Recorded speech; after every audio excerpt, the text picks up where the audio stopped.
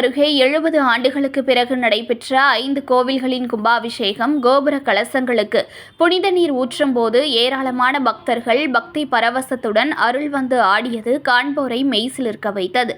மயிலாடுதுறை மாவட்டம் தரங்கம்பாடி தாலுகாவில் உள்ள கிளியனூர் கிராமத்தில் ஸ்ரீ வெற்றி விநாயகர், ஸ்ரீ மாரியம்மன், ஸ்ரீ அக்னி வீரன், ஸ்ரீ கன்னிகா பரமேஸ்வரி அம்மன், ஸ்ரீ பிடாரி அம்மன் ஆலயங்கள் அமைந்துள்ளன.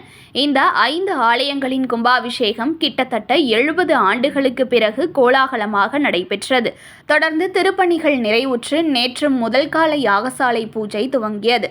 4 கால யாகசாலை பூஜைகள் நிறைவுற்று முதலில் உப கோவில்களுக்கு கும்பாபிஷேகம் கோலாகலமாக நடைபெற்றது. பின்னர் மாரியம்மன் ஆலயத்தில் கோபுர கலசங்களுக்கு புனித நீர் ஊற்றப்பட்டு கோலாகலமாக நடைபெற்ற கும்பாபிஷேகத்தில் நூற்றுக்கணக்கான பக்தர்கள் கலந்து கொண்டனர்.